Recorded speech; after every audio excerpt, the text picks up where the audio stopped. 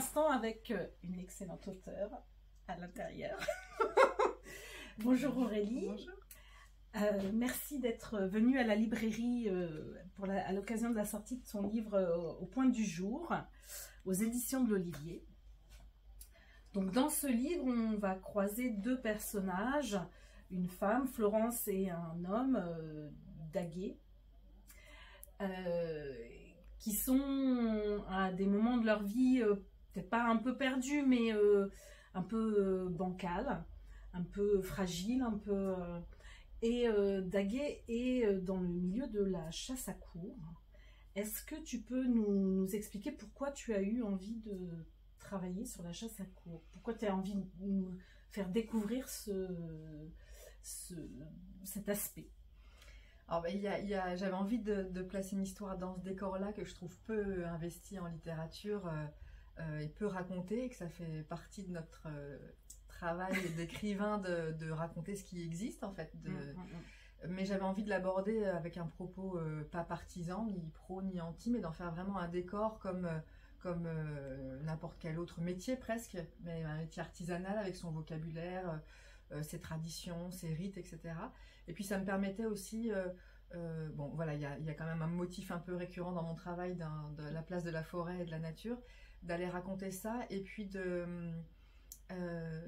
créer pour Florence ce personnage qui s'en va de son lotissement, de son pavillon, où tout était bien bordé et quelque part pouvait sembler très sécurisant pour elle. Finalement ça ne l'était pas, et elle atterrit dans ce chenil, elle n'y connaît rien, mais finalement c'est lui qui va faire refuge pour elle. Et ça m'intéressait d'être à cet endroit-là où les choses sont pas nécessairement si simples que ça. Ça peut être un endroit de violence pour certains, mais ça peut être celui de la reconstruction peut-être pour elle, enfin, ça, l'histoire le dira. Voilà. En tout cas, c'est vrai que c'est pas du tout un livre partisan ou anti. Enfin, moi, je suis l'archétype de la gaucho bobo écolo. La chasse à courre, ça me semblait vraiment très très loin de mon domaine, et les chiens pareil. Et là, vraiment, je trouve que c'est de l'artisanat, effectivement. On découvre un homme passionné et qui a des gestes. Il y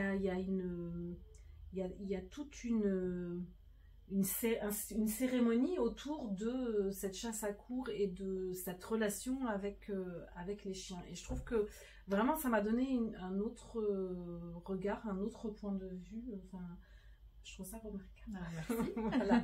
Après, ce personnage de Florence, enfin, cette femme, c'est vrai que elle est perdue. Enfin, on sent qu'elle est révoltée aussi. Elle est furieuse, elle est en colère. Et en fait, je trouve qu'on a du mal à comprendre aussi son besoin de partir. En fait, est-ce que tu peux nous... J'avais envie, en fait, je crois que j'ai fait un livre sur le sujet du renoncement, en fait. Et des renoncements, et sans jugement, comme alors, elle parle de son amie Virginie, de ce à quoi on tient et qu'on finit par lâcher au fil du temps. Et elle a cette sorte de sursaut, dire mais ça n'est pas possible pour moi. Et c'est pas forcément quelque chose de très intellectualisé. Il y a quelque chose, il y a un moment où c'est une question de survie. Donc je pense que c'est ce thème-là qui est central ici pour elle, c'est ce sujet de à quoi je renonce, qu'est-ce que j'ai toléré pour ma vie, est-ce que je deviens pas ma pire déception, Oui, voilà. Donc, je trouve qu'elle a un côté passif par rapport à Daguet, qui est plus dans l'action, qui est plus dans le... Il choisit sa vie, il est vraiment acteur, et elle reste quand même en retrait. Voilà. Je pense qu'elle est vraiment, cette jeune femme, vraiment perdue. C'est-à-dire qu'elle ne sait plus du tout où se taper, et quelque part dans ce chenil, avec ses traditions, avec cet homme qui pour le coup a choisi vraiment sa place et la tient très fort, elle retrouve ça en fait, un système de repères auquel elle adhère ou pas, dans lequel elle restera ou pas, mais elle retrouve un nom, elle retrouve, voilà, elle a un espace où vivre, et puis il y a quelque chose de très structuré et structurant pour elle, parce qu'effectivement sinon elle est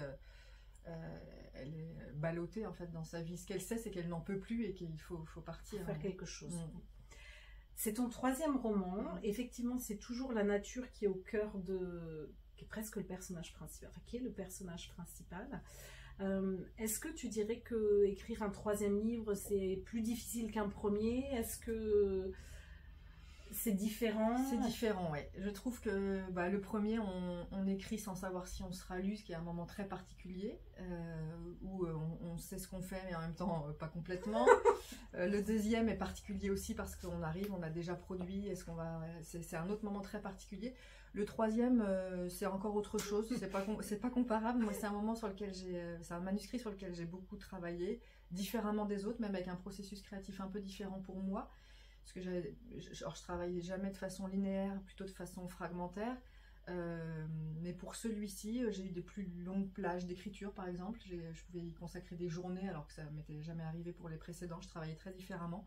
Donc c'est difficilement comparable. Voilà. D'accord. Est-ce qu'il y en a un quatrième en préparation?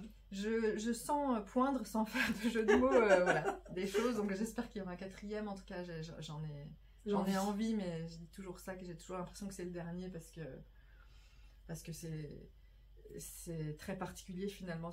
On veut le faire, on souhaite écrire quelque chose, mais il y a aussi toujours c'est un peu vertigineux finalement, puisque il y a aussi beaucoup de doutes dans l'écriture. Donc quand ça se termine, je me demande toujours s'il y en aura après. Jusqu'à présent, il y en a aussi. Voilà. Ça fait très peu de temps que ton livre est sorti. Est-ce que nous, en région Sologne, entre Val-de-Loire et Sologne, la chasse à courre est très importante, la chasse d'une manière générale. Est-ce que tu as déjà eu d'autres retours, oui, d'autres régions de France? Oui, des retours, c'est intéressant parce qu'on ne parle pas nécessairement. Je sens qu'ici, les gens ils vont pour ce sujet-là, etc., qu'il est plus anecdotique dans d'autres régions où c'est pas dans le décor, on m'en parle beaucoup moins. Alors la phrase que j'entends pas mal, c'est quand même j'y allais pas en ayant spécialement envie de lire là-dessus, mais ça n'est pas un roman sur la chasse à courre, mais donc des gens plutôt surpris parce qu'effectivement il y a ce décor qui est particulier et en même temps c'est pas effectivement un essai sur la chasse à courre du tout. Donc des gens plutôt surpris, mais je vois effectivement que ça crée de la curiosité et de la découverte, et des gens plutôt agréablement surpris qui disent finalement un peu comme tu l'as vécu toi. Mais voilà, les pondérations, ce que prennent les gens dans les textes, c'est pas la même chose selon les coins où on va. Bon, on attend ce quatrième avec impatience. À très bientôt et merci encore. Merci Aurélie. Merci.